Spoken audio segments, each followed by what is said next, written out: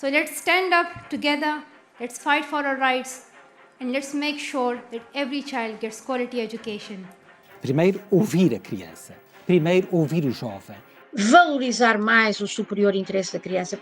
Portugal continua obrigado a assegurar a todas as suas crianças o cumprimento dos seus direitos, a realização das suas expectativas. O meu projeto de vida são as crianças e o Instituto da Criança. No entanto, ainda há milhões de crianças que sofrem com a guerra, a pobreza, a discriminação e a doença. Para cada criança, todos os direitos. Hoje falamos de dificuldades de aprendizagem em crianças, um tema que cruza ciência, escola, família e direitos humanos. Recebemos uma psicóloga que, para além da sua experiência profissional, traz também um olhar pessoal enquanto mãe. Olá, Ana Coelho, bem-vinda ao podcast, artigo 3º do Instituto de Apoio à Criança. Como é que é conciliar este olhar técnico com a experiência pessoal? O meu olhar técnico começou primeiro, enquanto mãe, a olhar para mim e para o meu marido enquanto pais.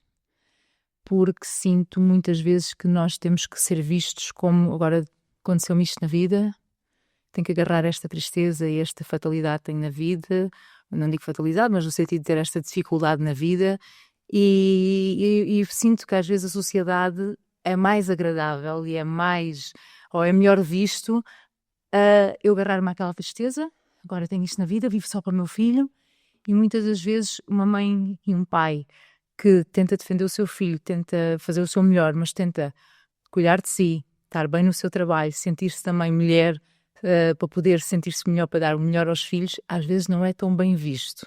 E começa muitas vezes por aí, a sociedade às vezes ficarem no sentido de, então ela agora deixou com a avó e vai ao ginásio? Então ela deixou com a avó, e eu costumo dizer, então, mas se eu para ir trabalhar tenho que deixar. Trabalhar é bem visto e para cuidar um bocadinho de mim, ter um bocadinho meu, já não é tão bem visto. E acho que temos que começar também por mudar aqui este paradigma, começar a olhar primeiro, acima de tudo, para que os pais olhem para eles, cuidem deles, porque se cuidarem deles conseguem ser melhores pais, conseguem estar mais bem preparados para as dificuldades que é socialmente também ter um filho assim. Sente que perde uma espécie de autonomia? Ou seja, uma individualidade... como é que eu ia dizer isto? Também, por um lado, no sentido que se a gente parece que quando de alguma forma estamos a ser mais independentes, tentamos manter a nossa vida, as pessoas parecem que, então já é ótimo, ainda bem que aquela mãe consegue juntamente com a família articular e todos terem o seu espaço e cuidarem deles próprios, porque depois, muitas das vezes, nós temos que nos sentir bem para muitas vezes fazer face às dificuldades que a vida nos põe, porque o Manuel, o meu filho... Era isso que eu ia perguntar, em que momento é que o diagnóstico... E aquele nome difícil, estávamos aqui a falar em off, que eu agora não consigo dizer. Síndrome Schneider-Bloch-Campeau, é uma doença raríssima, em Portugal só há 4 casos, nem há 200 casos ainda diagnosticados no mundo. Nós levámos 8 anos em testes genéticos, este último teste levou 3 anos a chegar, soubemos o ano passado, 2025, o Manuel tem 13 anos e começou em testes genéticos aos 4 anos e meio. Nós começámos a perceber, a partir ali na consulta dos 4 meses, o médico achou ali algo, mas quando vou fazer os exames já está tudo normal, é uma macrocefalia normal, não é nada especial. Só que eu, enquanto mãe, já tendo uma filha mais velha e também como psicóloga, sabia mais ou menos os timings de se alcançar algumas competências e comecei realmente a ver que havia ali coisas que estavam a falhar. E nós mães temos um sentido, um instinto, e algo me dizia que não estava bem. E depois comecei realmente falei com o pediatra novamente há 1 ano e ela disse-me: Ana, a normalidade é muito grande, é normal com paz, porque tens uma filha mais velha, mas não quer dizer que o Manel não esteja dentro da normalidade dele. E eu, ok. Mas aos 14 meses ela disse: se quiseres ir ver algum neuropediatra, e eu aos 14 meses fui, porque realmente havia coisas que não tinham começado, por exemplo, não segurar a cabeça no tempo certo, não era isso que eu ia perguntar. Certo, e isso começavam a ser alguns sinais de alerta. E pronto, depois começou logo também muita falha de apoio aí, se vamos começar aqui por aí. Começou muito por aí também logo, no apoio da minha médica de família da altura, não me ter encaminhado logo também para um hospital. Eu depois, aos 14 meses, fui procurar no privado, ou seja, eu até aos 9 anos e meio tudo o que fiz foi sempre pelo privado, com Com o esforço. financeiro, sobrecarga. E depois era no sentido de o médico dizia, ele ainda não fala, devia ir ao otorrino. E eu ia marcava consulta no otorrino. Agora devia ir à fisiatra pediátrica. Eu marcava. E não é só a questão da pessoa às vezes poder pagar ou não, é a importância de estar inserido num sistema, como o Serviço Nacional de Saúde, onde há uma equipa multidisciplinar, uma equipa técnica que discute as situações e encaminha. E nós, também, eu venho do Algarve, sou de Tavira, e noto muita diferença também da nossa realidade de Algarvia em relação a Lisboa ou mesmo, por exemplo, Coimbra. Mesmo nos próprios acessos e na própria resposta. Na própria resposta, o número de profissionais de saúde que há e a nível de resposta também de instituições, né? Porque são 13 anos a ter um filho assim que vou falando e que vou vendo e vou atendendo às minhas necessidades. E quando eu descobri esta situação do Manuel, quando houve a primeira resposta de teste genético, aliás, eu depois aqui na parte da genética vinha de propósito a Lisboa, porque no Algarve não temos consulta de genética, que é o Hospital da Estefânia. O médico disse-me, temos aqui uma alteração genética, agora vão os pais para estudo. E isto foi em outubro de 2024, em fevereiro de 2025 voltámos a dizer que nós não tínhamos esta alteração genética, tinha sido uma coisa pontualmente com o Manuel. Se ele for um dia pai, aí irá continuar a perpetuação da alteração do gene, de 50%, probabilidade de ter um filho como ele, e nós não tínhamos, ou seja, foi mesmo, isto também, já agora fazer aqui um parêntese e alertar, no sentido que as pessoas nunca se esqueçam que as nossas portas nunca estão fechadas e que não há coisas com brilas e podem bater nelas, achando que isto não é comigo, não tem nada a ver com isto, é com o outro. Uma espécie de responsabilização. Porque realmente ter um filho também é uma lotaria, e aqui foi o nosso caso, não é? E a gente hoje em dia vive numa sociedade muito assim, isto não tem nada a ver comigo. O último que fecha a porta, não é? Um bocado... Não vou meter, não tem nada a ver com isto, só que a gente não sabe quando é que não nos calhar nós, não é? Claro. E depois em fevereiro voltámos e eu aí já encontrei um grupo de pais no Facebook, a nível dos pais também americanos, que tinham criado, e pedi para entrar no grupo, e às vezes vão lá alguns pais pondo os casos, e já criámos, esses pais estão a criar uma base de dados onde nós mandamos a mutação, a fotografia deles, o ano de nascimento, o país, pronto. E aí consegui ter contacto com duas mães de Portugal, uma delas é que me disse que havia esses 3 casos, são todos mais novos que o meu filho, e depois também depende da mutação que há. Por exemplo, esta mãe com quem falei, a filha escreve, lê, até faz patinagem artística, tem muita dificuldade, por exemplo, de autorregulação, de estar em tarefas durante muito tempo. A outra mãe, por exemplo, respondeu-me que a filha nem sequer fala, comunica por imagens e por gestos. O meu filho, a mutação dele, ele fala, socialmente é muito bem disposto e super integrado, mas depois cá está, não aprendeu a ler, não consegue aprender a escrever, não tem capacidade de memorização, e tem muita dificuldade de autorregulação, de controle de... Mas, por exemplo, um diagnóstico precoce não serviria... Não, eu poderia fazer diferença no sentido de podia-se fazer certas terapias, mas a mim, no meu caso, isso não me deixou alguma angústia, porque eu, a partir dos 14 meses, consegui pôr uma nela a fazer terapias com fisioterapeuta e com a terapeuta ocupacional. Por acaso, a fisiatra pediátrica, mesmo no privado, entrei em contato com um fisiatra lá da instituição que temos em Tavireira, Ana Rolo, e o Manel entrou logo para a intervenção precoce e começou logo a fazer as terapias. Depois começou mais tarde a terapia da fala e fez sempre desde os 14, 15 meses até quase aos 7 anos que entrou para a primária. Fez sempre essa estimulação. Eu acredito que se não tivesse sido feita, se calhar... havia se calhar aqui coisas que não tínhamos conseguido adquirir. A verdade é que o Manel já soube fazer coisas que também já não sabe neste momento. Okay. Porque achamos que vai perdendo algumas pequenas capacidades. Por exemplo, ele tem muita dificuldade da motricidade fina, o segurar do lápis, ele já escreveu melhor o nome dele, neste momento não o consegue fazer, mas conseguiu decorar as letras do nome dele no teclado do computador.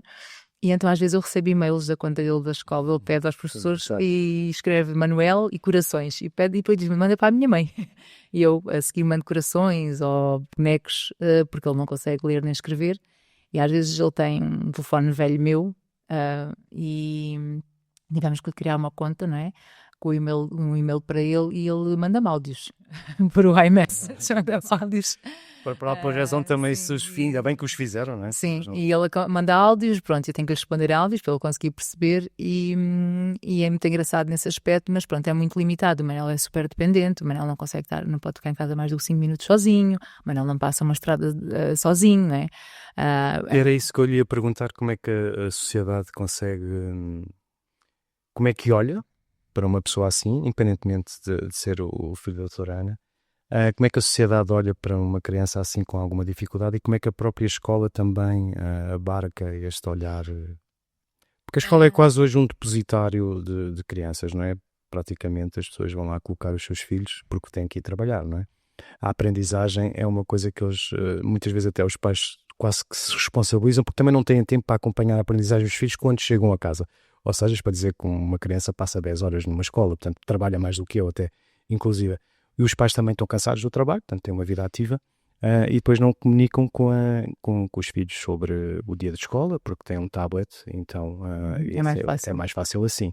E eu queria saber isto. Isso é numa criança como a minha filha, não é? Pronto, por exemplo, agora... É que eu tenho cuidado de chegar e o que é que estás a estudar hoje, tem 17 anos, mas acompanha e quando é que tens o teste, e ela conta-me muita coisa e manda-me áudios durante o dia no WhatsApp. Eu estou chateada porque o professor agora marcou um teste, pronto. Mas já há dificuldades, portanto, em pessoas, digamos, normais. Agora, o que se- acontece com o Manel? O Manel tem as medidas seletivas e agora me estou a lembrar agora a outra. Tem as medidas todas que há e o Manel não faz testes, como é óbvio. O Manel passa um dia numa unidade e se vamos pegar por aí, se vamos começar já por aí. Isto foi a lei de 2018, se não me engano, foi em 2018 que houve esta mudança. O Manel não estava no infantário, por isso é que eu não tenho bem a noção.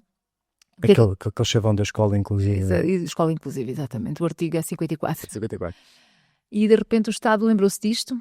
Eu acho que até um certo ponto e uma certa idade eu defendo isto. Vale a pena. Realmente aquelas crianças numa escola primária, para elas eu acho que vão ver o mundo de outra maneira. Vão ter outra sensibilidade para os miúdos, digamos, diferentes, entre aspas, porque eles realmente foram super carinhosos sempre com o Manel, escolheram sempre bem o Manel. Parece uma reaprendizagem das emoções, é isso? Exatamente, e o aceitar que há diferenças e que nós não somos todos iguais. Eu acho que, aliás, de modo geral, nós não somos todos iguais e às vezes não é fácil, não é? Quanto mais. E o que é que acontece? Esses miúdos vão crescendo e o Manel cognitivamente não cresce, não é? O Manel, se calhar, com 13 anos é uma criança com 5, 6 anos, mental. E tem um certo tipo de brincadeiras que num miúdo de 13 anos já não faz sentido. E o que o Manel começa a ser posto de parte e o Manel começa a sentir isso, não é? E isto é um ponto. O Manel não consegue acompanhar os pares da idade dele. Isto começa a ser um ponto. Cognitivamente. E isto começa a ver aqui as diferenças. Se calhar o meu sobrinho tem 8 anos, brinca melhor com o Manel ainda porque mais ou menos os interesses são ali parecidos, não é? Mas depois temos aqui outra parte que é o Estado criou a inclusão até aos 18 anos, mas se calhar na situação do meu Manel, entre outras, ou como há crianças que estão metidas lá inseridas na mesma unidade, numa cadeira de rodas, com sondas, com fralda, têm que ser alimentados por sonda, e estamos a criar a inclusão. E há uma unidade de necessidades especiais e estão todos metidos na mesma sala. Seja qual for a necessidade. E nós dentro também de uma turma de miúdos, entre aspas, normais, também temos um miúdo mais hiperativo, um miúdo mais com um ritmo de aprendizagem diferente e já se nota que muitas vezes não é fácil acompanhar um professor uma turma dessas, não é? E acontece numa sala de necessidades especiais. Não é agora vamos criar a inclusão e no ano a seguir está a funcionar a inclusão sem qualquer tipo de meios técnicos, profissionais, humanos. Pedagógicos também. Pedagógicos, não há. Claro que agora já estamos neste sistema há uns anos e as coisas já vão sempre melhorando um bocadinho, mas não é o suficiente ainda. Eu posso dar aqui este exemplo. Manel, ano passado, com a entrada, depois percebemos que seria isso, não é? A entrada para a adolescência, não é? As hormonas começaram-se a variar, não é? E o Manel começou a não saber gerir a frustração, a autorregulação, o não, e começou a ter crises. E nessas crises o Manel não tinha capacidade de autorregulação. E fica, tipo, não digo agressivo, voluntariamente, mas involuntariamente, acabando por, se for preciso, tirar uma cadeira para os Respostas mais reativas. o empurrar a mão para não me toquem, pronto, e pode com isso também. E ano passado, Manel estava, até nós tínhamos uma pedopsiquiatra no privado que tinha sido embora para o estrangeiro trabalhar, e nós ficámos na mão, porque depois não tínhamos tanta resposta lá embaixo no Algarve. E então tentava conseguir consulta no Hospital de Faro, com o pedopsiquiatra também do hospital, e depois lá consegui, e temos estado a medicar o Manel, e agora está numa fase muito mais estável, e anda muito mais feliz, e participa muito melhor. Mas às vezes fazer entender os professores, os técnicos, a escola, que o Manel não é agressivo. O Manel está nesta escola há 6 anos. Vocês viam o Manel de antes. Porque é que agora há uma mudança de comportamento e estamos a querer pôr o Manel como agressivo? Como assim não dá? Quando o Manel não o é. Porque eu digo em casa o Manel não é assim. Porque depois o Manel a seguir, quando saía da crise, ele chorava e pedia desculpa. Eu não queria bater. E desculpa. Mas pronto, a seguir vinha, ele não tinha autorregulação. Está um bocadinho mais, graças a Deus, está mais controlado. Mas isto para dizer o quê? Que lembro de uma das vezes, o Manel teve uma crise e puxou um trabalho que estava feito com uma professora da escola, que eu também digo, os professores também têm passado de alguns com o meu filho, eu tenho sido muito grata e dou-lhes muito valor, porque eles mesmo dentro da resposta que a escola dá e o governo dá às escolas, eles tentam fazer o seu melhor. E poucos técnicos e tudo, eles são incansáveis. Por exemplo, o candeeiro como este está aqui, nas escolas têm, nos tetos falsos, assim, nos quadrados, e tinham feito uma relote para o Manel, porque o Manel dizia que queria ter uma relote para vender cachorros. Uma relote em cartão, e o Manel, numa das crises, irritado, puxa a relote, e o candeeiro acaba por mandar uma fotografias, o Manel teve uma crise, aconteceu isto, e a professora, que não fez com essa noção, né? Como é óbvio, fez por a relação que tinha também comigo, e disse-me, olha, tínhamos aqui um menino tal, o menino ficou nervoso com os gritos que o Manel teve, e eu pensei, mas não, o Manel está mal, nem o menino está mal, eles é que não tinham que estar inseridos na mesma sala. Claro. Eles têm necessidades diferentes, têm necessidades de respostas diferentes. E é isto que sentimos. Foi criada uma inclusão, os miúdos que já estavam em instituições foram tirados para uma escola porque tinham que estar na inclusão, e de repente não se estavam a criar as condições, o governo criou uma lei, mas não deu as condições para se dar resposta a essa lei, não é? E é isto que continuamos a sentir ao fim de tantos anos desta questão da inclusão, que eu neste momento, é que eu dizia, se calhar para mim a inclusão numa fase inicial sim, quando eles eram mais pequenos, mas se calhar agora preferia que o Manel estivesse também numa instituição mais preparada. Mais especializada. Mais especializada, e no sentido de que de alguma forma as pessoas também que trabalhassem lá psicologicamente estavam preparadas de outra maneira, porque sabiam de antemão que iam trabalhar com a diferença, Claro. que acontece muitas vezes na escola normal, os funcionários não estão preparados. Até porque, trabalhando nessa diferença que me fala agora, a queda desse candeeiro seria uma coisa bastante... Ele nem chegou a cair, não é? Depois voltaram a pôr no sítio, não é? Mas seria expectável, porque pode acontecer, porque estão dentro das características das crianças que acompanham. E havia ver muitas vezes que, e eu aqui passo muito esta angústia enquanto mãe de uma criança com necessidades especiais, e que de alguma forma também aqui deixar este alerta ou esta sensibilidade para a nossa sociedade. Sim. Porque não nos podemos perder a empatia social uns com os outros, nem a responsabilidade social uns com os outros. Porque é mais fácil a gente apontar um dedo, dizer que está, não é nada comigo, não tem nada a ver com isso, e procurar logo atacar. E do que em vez de a gente, peraí, deixa-me perceber, é uma criança, não é uma criança também que tem um transtorno ou que tem um síndrome e que não consegue controlar este comportamento, vamos ser compreensivos com a situação, vamos ajudar, vamos acarinhar. Não, é logo no sentido que hoje estão a querer, senti muito isto, querer pôr estas crianças são agressivas, ou não é o único, eu sei que não é o único na escola, né? Depois esta realidade para as hormonas, para a parte da alteração hormonal, a entrada na adolescência leva, se nós nos adolescentes normais os transtorna, quanto mais, não é? Se eles sem conseguirem perceber e os outros também não o percebem, quanto mais. E muitas vezes depois já está-se a criar ali um anticorpo com aquela criança. Esta criança não tem que estar na escola, esta criança é agressiva, ou esta criança está a ter este comportamento. E nós pais ficámos num vazio e uma angústia, e eu não posso fazer mais nada, o meu filho tem que estar aí. Eu, ano passado, tive uma situação que eu disse, eu podia-me ser igual ao Milhões e levava o meu filho para casa. E vocês vinham-me bater à porta a dizer, o Manel tem que estar na escola, é obrigatório. Claro. Então a escola, se é obrigatória, tem que me dar resposta, tem que me dar meios de resposta. A mim e a estes pais que temos os filhos que foram-nos dados para cuidarmos e amarmos. Era isso que eu ia perguntar um pouco, se a doutora Ana acha que o Estado não garante os direitos humanos do Manel, por exemplo? Não, em parte não. Se calhar, Não sei se poderia ir por aqui, mas vou-lhe dar este exemplo, Bruno. Há um ano atrás, nesta altura, eu estava a passar um processo complicado. Não sei se foi bem conduzido, se não foi bem conduzido, se a escola o conduziu bem. O Manel, numa dessas crises, toca, tipo um empurrão, nos óculos de uma funcionária. E os óculos presumia eu que seriam de metal e que lhe magoou o nariz. A professora comunica-me que o Manel tinha tido uma crise e tinha acabado por magoar 2 funcionários, mas não me disse mais nada e o Manel estava realmente numa fase onde as crises estavam a ser muito recorrentes e a medicação não estava a dar resposta. E eu, ok, olha, peço desculpa por mim às funcionárias, mas o que é que eu posso fazer? Não? Pá, de menos que a gente fica tão angustiados, porque não queria que fosse assim, mas não tenho como contornar. Eu estou a tentar dar o meu melhor, estou a tentar procurar a ajuda no melhor que posso. Peço, cá está, a empatia e não é? Enquanto pais não temos como contornar isso, era muito preferível não acontecesse, não é?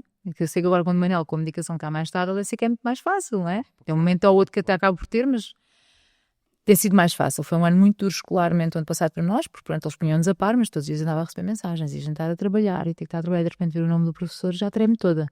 O que é que será desta vez?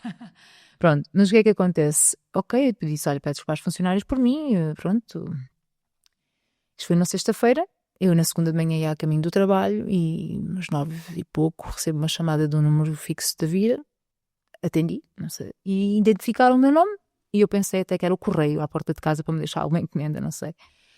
E eu disse, sim, sou eu. Fala da polícia, Tavira. Da polícia?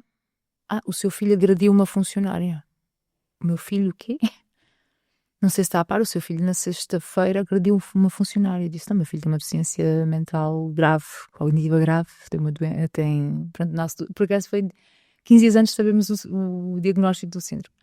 O Manel tem uma doença rara, tem uma deficiência cognitiva grave, severa. O Manel não controla os comportamentos dele. Pronto, a polícia, entretanto, que da escola segura, conhecia o Manel da porta da escola.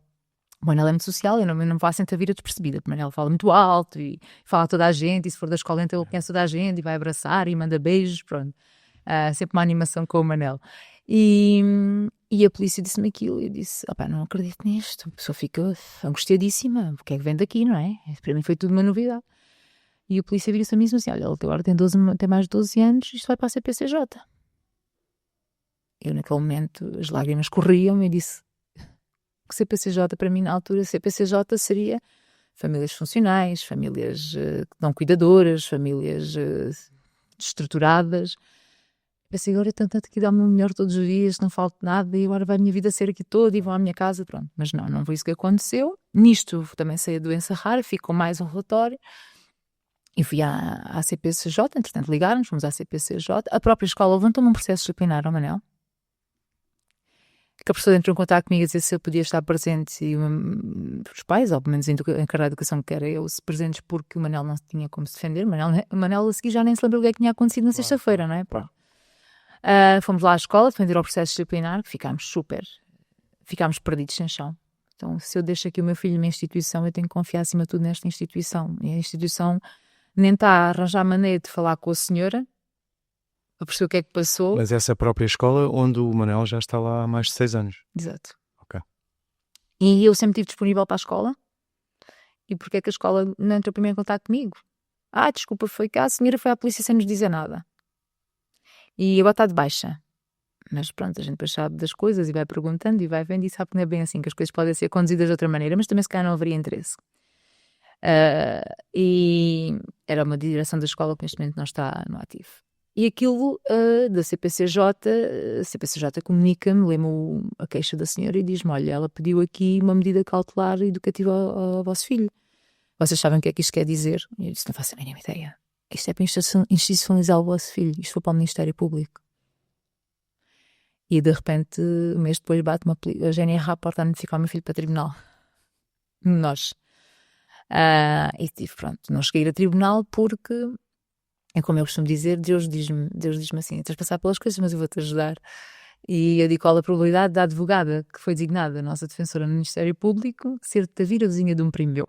Okay. E conhecendo, associou o nome do Manel à minha filha, que vai lá muitas vezes ter com as filhas do meu primo, e entrou em contacto, pediu o meu contacto, trocou contato comigo, eu mandei-lhe toda a documentação. Sensível ao caso, claro.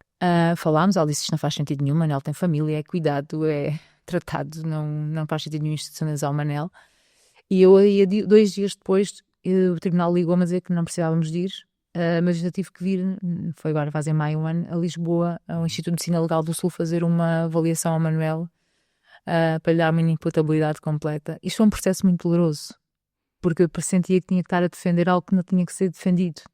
Eu tinha que ter esta defesa de antemão da escola. Um próprio médico designado pelo Ministério Público teve 10, 15 minutos com o Manuel sozinho, mandou-nos entrar e perguntou-me a mim e ao meu marido porque é que nós estávamos ali. Quando eu disse porque houve uma funcionária, ele disse: não diga mais nada, vocês estão a ser vítimas do sistema. Pois. Eu bastou-me 1 minuto com o Manuel para perceber que ele tem uma imputabilidade completa, e é esta proteção que nos falta.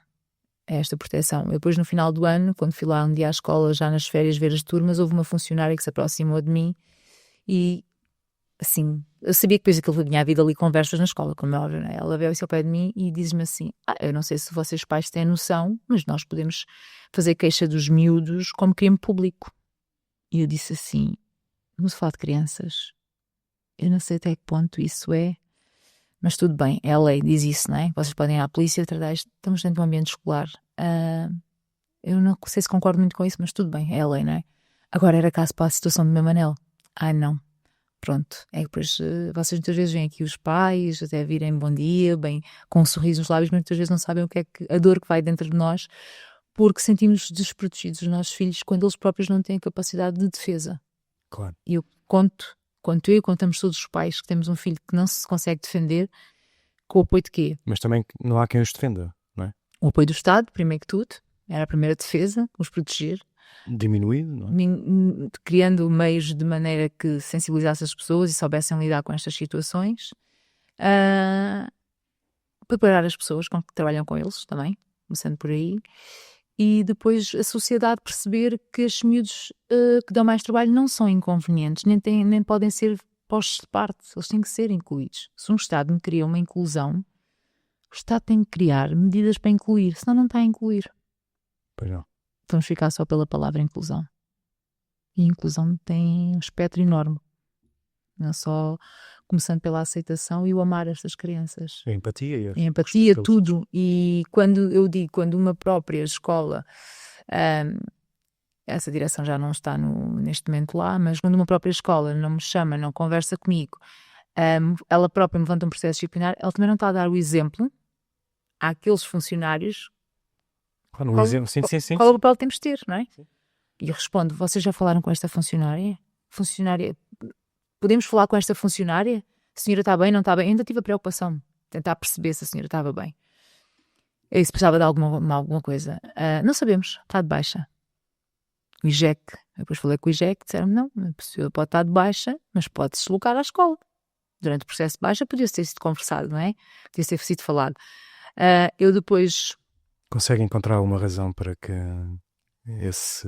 Eu acho que foram algumas razões pessoais, talvez também, se calhar, não queria entrar por aí, porque são coisas minhas que fui ouvindo, escutando vários sítios e construí a minha, nunca consegui perceber a verdadeira razão, porque a senhora sempre se negou a falar comigo. Okay. Sempre se negou a falar comigo da vez que tentei procurá-la para conversar um bocadinho, para saber se ela estava inclusive bem, a senhora negou-se a falar. Mas comigo. A própria escola tomou alguma posição? A escola levou o resto do ano a não responder aos meus e-mails. Nem me dá resposta, nem nunca deu a cara o diretor. Nunca falaram comigo. Como é que uma família... Como é que vive o seu dia-a-dia? Com muita rotina e muita organização. Como é que eu vivo o meu dia-a-dia? O telemóvel tem que estar sempre... Tem que estar sempre presente. Vou dar o exemplo. Por exemplo, eu levanto-me às 6 da manhã, todos os dias. Eu, por exemplo, ao domingo preparo logo as mudas de roupa para a semana toda do Manuel. O Manuel também agora há pouco tempo começou a dar banho sozinho, claro com supervisão, mas dá banho sozinho, tenta se vestir sozinho. De inverno é mais complicado porque as roupas são mais quantidade e o Piuga, por exemplo, não consegue calçá-lo sozinho. O Manuel não consegue atar um sapato, um atacador, e agora já tem tamanhos de sapato de homem. Exato, e que já não é fácil arranjar com velcros, não é? Pronto, acaba por ter essa necessidade, depois também que alguém lhe ata os atacadores. Mas que eu sempre puxei muito por ele para, menos, vais lá isso, tenta lá fazer isso, desenrasca-te lá aí um bocadinho que eu já vou. Pronto, sempre puxar, tentar lhe evitar, facilitar o caminho também para ele ganhar uma autonomia, mas desde que ele agora próprio quer, eu agora estive fora 3 dias em trabalho, e ele disse, eu falei com ele, então, porque ele agora com os vídeos que viu, dos desenhos animados, e o miúdo do desenho animado tinha um cão e ele queria cuidar da nossa cadela. E então disse, então agora a mãe vai estar fora estes 3 dias e como é a mãe que faz isto, ficas tu responsável, pões água todos os dias, dá pepper e depois ração. Sim, eu ontem vinha em viagem, liguei, ele quis logo falar comigo e ele disse, eu estou-me lembrando de dar água. Ah, bem filho. Vai cuidar. Sim. Pronto, temos com alguma rotina. Temos tempo, porque o Manel precisa saber o que é que lhe vai acontecer, para onde é que vai, e preparado. Temos, por exemplo, ter o cuidado de dizer, vais lá quem tem buscar é a mãe, olha, hoje é o dia grande de escola, olha, hoje o dia acaba mais cedo, vem a avó. Pronto, precisa destas rotinas, porque o Manel precisa de ter noção das rotinas dele e do que é que está preparado, porque senão destabiliza-o, e é o suficiente para haver já ali uma frustração, uma incompreensão. E cá está aquilo que eu dizia, nós cuidarmos um bocadinho de nós, existe depois também muita rotina e existe também método e organização. Eu ao fim de semana preparo logo as mudas de roupa, certinhas para a semana toda, e levanto mais 6 da manhã, deixo a mochila dele preparada, a minha marmita para o trabalho, e deixo os pequenos almoços preparados, a medicação dele. O meu marido depois levanta, e eu vou ao ginásio às 7. O meu marido levanta-o, veste-o, calça-o, e ele fica a comer, ele e a irmã. E eu, entretanto, meu marido sai, entro eu. É uma espécie de turno. É assim, entro eu em casa, vamos para a escola. Vou trabalhar e depois tenho que me organizar o máximo sempre possível no meu dia de trabalho e não perder muito tempo para vir depois vir buscá-lo. E depois chegamos a casa e começa a outra rotina. Começa a rotina do tentar fazer algumas tarefas com ele, dar-lhe alguma resposta, muitas vezes com o computador do trabalho ao mesmo tempo, não é? Porque Claro. Muitas vezes o trabalho já não ficou só nas horas do trabalho, vem também o resto do trabalho para casa e tentar ali ter uma dinâmica sempre familiar e conversar com ele e tudo, e depois vem a hora de dormir e vamos dar banho e ele já tem que ter aqui estas rotinas todas sempre preparadas para que ele consiga realmente saber o que é que lhe vai acontecer no dia. Agora, o que eu apelo e peço... O que é que era isso que eu ia dizer? O que é que ainda falta reforçar nestas respostas institucionais? Falta percebermos cada diferença de cada miúdo, cada necessidade de cada miúdo, que se calhar há miúdos que poderão ter necessidades muito parecidas com o Manuel, terem salas mais preparadas para eles, se calhar haver mais professores, mais técnicos também, desde psicólogos, assistentes, mesmo terapeutas ocupacionais, fisioterapeutas na escola, os terapeutas da fala, os que há não são suficientes já para o número de miúdos que estão cada vez mais a aparecer com estas necessidades, de maneira que as pessoas também que estão a trabalhar com eles não estejam tão desgastadas e cansadas, porque as pessoas estão desgastadas e cansadas, haja mais resposta de técnica, e o Estado dar esta resposta, dar mais condições às escolas, preparar, formar. Acima de tudo, formar também desde o funcionário que ajuda no almoço, seja o funcionário que está lá a dar auxílio nas salas de aulas, porque isto era uma funcionária nesse sentido. Alertar as pessoas que as escolas neste momento não têm só miúdos ditos normais, digamos assim, e que muitas das vezes há miúdos realmente que são diferentes e precisam de mais empatia. Essa empatia, permita-me também já em jeito de término, sei que lançou um livro chamado Viagem em Ti. Ensina alguma empatia? Ensina. Aquele livro, o Viagem em Ti, o meu livro, surgiu de um dia de ter ido a uma florista e ver um quadrinho. Eu adoro coisas com corações, e aquele quadrinho de Ardósia tinha um coração e disse, pá, tão giro, mas não vou levar para casa, se é sempre este tem muita tralha em casa. Mas 2 ou 3 dias depois o meu coração não se calava e dizia, vai comprar o quadrinho e escreve nele, tens muita coisa aí dentro. E eu tinha desde 2020 uma ideia de um projeto, de um livro ligado à deficiência, à maternidade na deficiência acima de tudo. Não a deficiência, o problema da doença de Manel, que na altura eu não sabia, mas muito esta questão de vivemos a maternidade na deficiência. E eu dizia, não tenho tempo, não consigo ter tempo. E eu acho que aqui foi a maneira que Deus me arranjou de me pôr a escrever. E eu comecei, dentro daqueles anos também que passei do luto que fiz do filho que não tive e que tive que nascer para o filho que tive, a dificuldade também que tivemos de um diagnóstico tardio também dificultou, porque eu acho mais fácil a gente pode levar um murro no estômago, mas ok, é isto, e vamos começar-nos a preparar. Agora aquela questão de víamos o Manel alcançar coisas e depois íamos à médica e ela dizia, não, Manel não está a acompanhar o desenvolvimento dele. Vínhamos cá abaixo outra vez, esta montanha Uma russa transformação é super, diária. super cansativa, exigente e dolorosa. E a Ana e o João, os pais do Manel, tiveram que aprender a ser pessoas dentro desta nova realidade. E aquela questão que eu dizia ao Bruno inicialmente, nós não podemos deixar de ser nós, porque também temos outra filha. Essa filha também precisa de continuar a ter apoio nosso. Não podemos de repente pensar, temos um filho com uma deficiência e temos de viver só por este filho e a nossa vida acabou. Não. O Manel vai connosco a todo lado, doa quem doer. O Manel está a fazer. Eu digo, eu vou ao supermercado, toda a gente está a se porque eu estou no supermercado. O Manel fala alto, e depois canta, e depois está tudo certo. O Manel está na sociedade. O Manel não pediu para nascer. Claro. E isso a mim nunca me incomodou. E o Manel, quando teve estas crises, que se atirava para o chão e tentava bater ou qualquer coisa, as pessoas ficam a olhar. E isso nunca me incomodou, porque aquela realidade é minha, mas pode ser do outro também que está ao lado. E eu mostro que aceito, amo e já passa. E eu sei que às vezes socialmente incomoda. Está ali uma criança a gritar ou a fazer barulho. Mas o que é que devemos fazer? Elas não pediram para nascer. Claro que não. E há bocado, para terminar, há bocado falava na diminuição cognitiva do Manel, mas uma coisa que eu acho que vai crescer, o amor não diminui, não é? O amor cresce. E agora voltamos então ao livro, voltamos ao livro outra vez, ao Viagem em Ti. E durante este processo de aprendizagem, de autoconhecimento meu, de perceber realmente o meu sentido, de propósito de vida, o que é que eu podia fazer de diferente. Eu sempre vi as coisas assim, sempre fui depois perceber, não é? Aceitar que eu era assim uma pessoa que era dada ao outro, estava sempre disponível para ajudar e percebi que aquilo era a minha força, no sentido que a gente tem que viver cá no mundo, nós vamos colocar uma função para os outros, nós estamos cá uns para os outros. Claro. Não somos seres Não há individuais. outra forma de estar. É importantíssimo estar em comunidade. E essa aprendizagem do que é que eu posso fazer com isto que a vida me deu de diferente, fez-me ter muitas noites de reflexão e muitas coisas ficaram cá dentro. E então nesse quadrinho diariamente eu tento pôr aquilo que está cá dentro e isso passou para um livro. E esse livro é nesse sentido. É praticamente frases, algumas estão desenvolvidas, mas eu não quis desenvolver muito para que as pessoas tenham a capacidade de também se desenvolverem por elas.